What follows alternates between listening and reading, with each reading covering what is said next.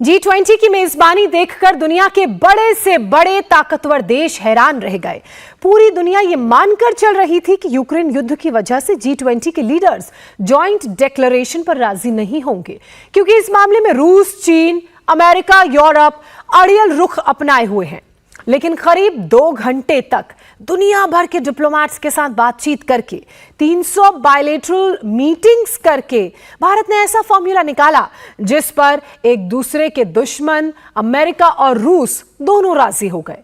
ये रास्ता प्रधानमंत्री नरेंद्र मोदी ने निकाला। कैसे निकाला, क्या क्या हुआ, समझिए हमारी इस रिपोर्ट के जरिए। भारत से 5000 किलोमीटर दूर 21वीं सदी का सबसे भयानक युद्ध चल रहा है।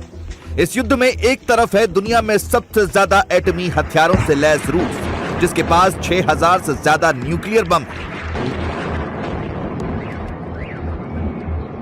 वहीं इस युद्ध के दूसरे मोर्चे पर है यूक्रेन। लेकिन युद्ध में यूक्रेन अकेला नहीं है। रूस से मुकाबला करने में यूक्रेन के साथ America, Britain, France, Germany, Japan, Australia, Canada, Italy, Spain, Poland, Romania, Lithuania, Latvia, Estonia, south Korea और बहुत से दूसरे देश।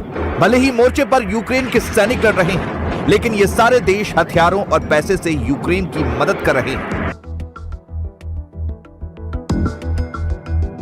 यूक्रेन में चल रहे भयानक युद्ध ने दुनिया की अर्थव्यवस्था को, वर्ल्ड इकोनॉमी को पटरी से उतार दिया है। अमेरिका और यूरोप महंगाई की भयंकर मार झेल रहे हैं। विकास की रफ्तार सुस्त पड़ गई है। अफ्रीका, एशिया और लैटिन अमेरिका के गरीब देशों के सामने फूड क्राइसिस पैदा हो गई है। रूस यूक्रेन युद्ध से ब्रिटेन और जर्मनी जैसे देश भी पस्त पड़ गए हैं। अमेरिका और यूरोप में महंगाई आसमान पर है। बेरोजगारी आउट ऑफ कंट्रोल है। इकोनॉमी की ग्रोथ धीमी पड़ गई है। रूस से लड़ते लड़ते हथियारों का खजाना खाली हो रहा है। अनाज की किल्लत हो गई है। रूस यूक्रेन युद्ध से बड़े बड़े पावरफुल देशों का हाल कितना बुरा है, इसको समझना हो तो ब्रिटेन के प्रधानमंत्री ऋषि की बात सुनिए। हमने इस सम्मेलन में खास तौर से यूक्रेन में रूस के अवैध युद्ध का मसला उठाया और दुनिया की फूड सिक्योरिटी पर इसके असर पर बातचीत की। मैं इस बात को रखने के लिए खास तौर से उत्सुक था, क्योंकि खाने पीने के सामान की कीमतें सिर्फ ब्रिटेन में ही नहीं, पूरी दुनिया में बढ़ गई हैं। इससे कमजोर तबके के करोड़ों लोगों पर बुरा असर पड़ रहा है। कुछ महीने पहले रूस ने अनाज के समझौते से हाथ खींच लिया था। उसके बाद से तो खाद्य पदार्थों की कीमतें और बढ़ गई हैं। इसके अलावा रूस यूक्रेन में सिविल इंफ्रास्ट्रक्चर पर बम बरसा रहा है, जिससे आम लोग मुसीबतें झेल रहे हैं। मुझे लगता है कि इनमें से कोई भी बात ठीक नहीं है। इसलिए G20 सम्मेलन में मैंने ये मुद्दा उठाया और दूसरे नेताओं ने भी इस पर अपनी बात रखी।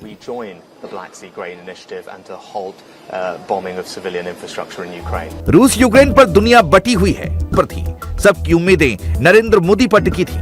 रूस, अमेरिका, चीन, ब्रिटेन, जर्मनी, तुर्की और यूक्रेन सब यही चाहते थे कि मोदी कोई रास्ता निकाले, दुनिया को इस मुश्किल से उबारे।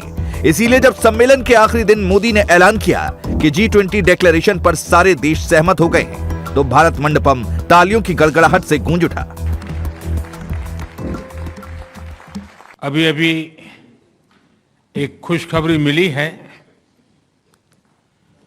हमारी टीम्स के हार्डवर्क से और आप सभी के सहयोग से नई Delhi G20 leaders summit declaration पर सहमति बनी है।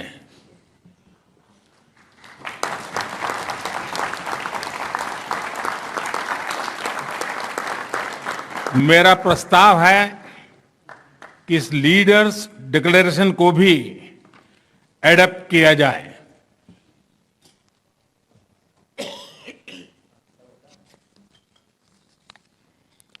मैं इस डिक्लेरेशन को एडॉप्ट करने की घोषणा करता हूं।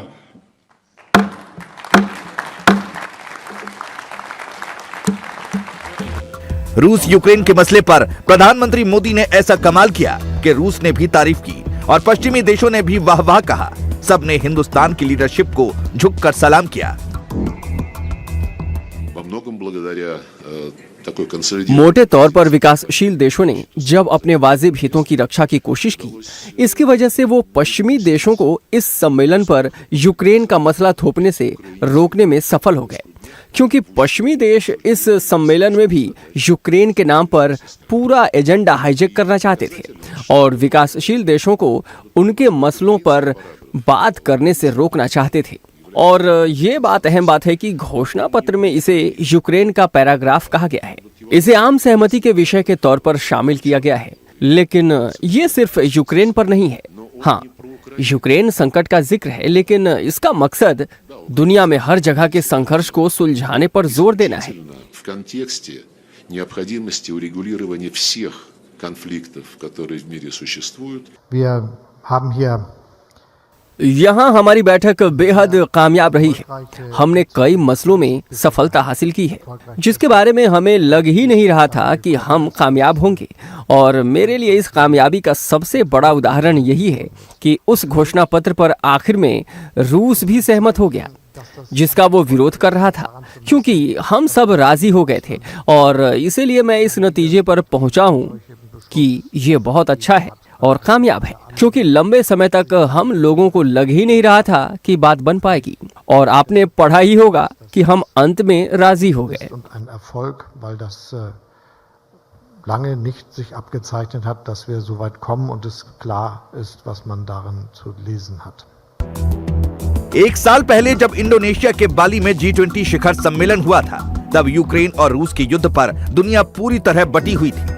लेकिन भारत ने अपनी लीडरशिप में G20 समिट में नरेंद्र मोदी और भारत ने असंभव को संभव करके दिखा दिया। रूस यूक्रेन युद्ध को लेकर भारत ने ऐसा बीच का रास्ता निकाला कि अमेरिका भी खुश हो गया और रूस भी। जर्मनी को भी ये मूव पसंद आया और फ्रांस को भी, मन मारकर ही सही, लेकिन अब तक अड़ंगा लगा रहे चीन को भी भारत के इस दांव पर हामी भरनी पड़ी। The New Delhi leaders' declaration has 8 नेताओं के नई दिल्ली घोषणा पत्र में कुल मिलाकर 83 पैराग्राफ हैं। इन सभी 83 पैराग्राफ पर सभी देशों के बीच 100% सहमति है। भू राजनीतिक मसलों पर 8 पैराग्राफ्स हैं, जिसका शीर्षक planet, people, peace and prosperity है। उन सभी 8 पैराग्राफ्स को 100% रूप से अपनाया गया है। सभी देशों ने आम सहमति से इस घोषणा पत्र पर मुहर लगाई है। इस घोषणा पत्र में एक भी फुटनोट नहीं है, किसी भी अध्यक्ष का सारांश नहीं है। ये 100% आम सहमति का घोषणा पत्र है। This is one declaration without a single footnote and without any chair's summary. This is a complete statement with 100% unanimity. ऐसा नहीं था कि G20 शिखर सम्मेलन में रूस और यूक्रेन के युद्ध पर सभी देशों को राजी करना इतना आसान था।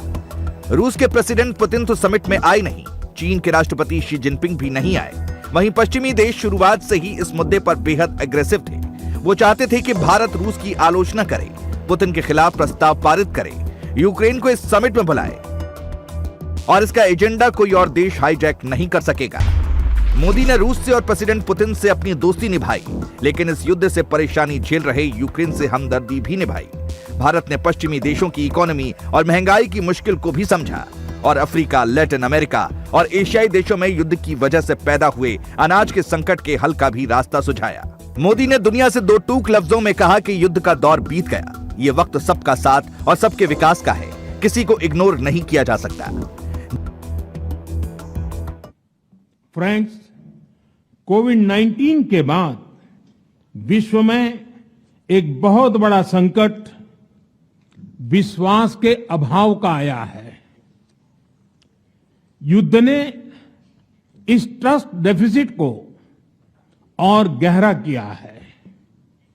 जब हम कोविड को हरा सकते हैं तो हम आपसी विश्वास पर आए इस संकट पर भी विजय प्राप्त कर सकते हैं।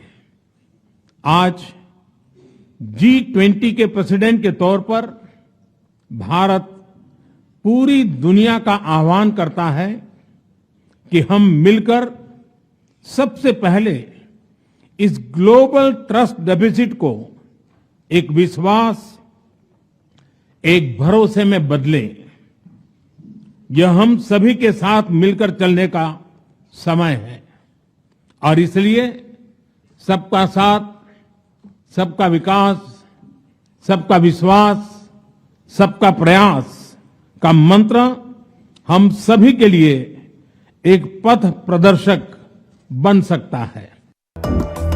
G20 समिट में रूस के राष्ट्रपति पुतिन नहीं आए थे, लेकिन पूरे शिखर सम्मेलन पर पश्चिमी देशों के जहन पर पुतिन का साया और उनका खौफ मंडराता रहा। वहीं भारत ने रूस के साथ अपनी पुरानी दोस्ती निभाते हुए उसके स्टैंड को समझा और सपोर्ट किया। आखिर पुतिन इस समय दुनिया के सबसे एक्सपीरियंस लीडर हैं। वो 1999 से ही रूस का नेतृत्व कर रहे हैं, यानी पिछली 1/4 सदी से उनके पास लीडरशिप का एक्सपीरियंस है।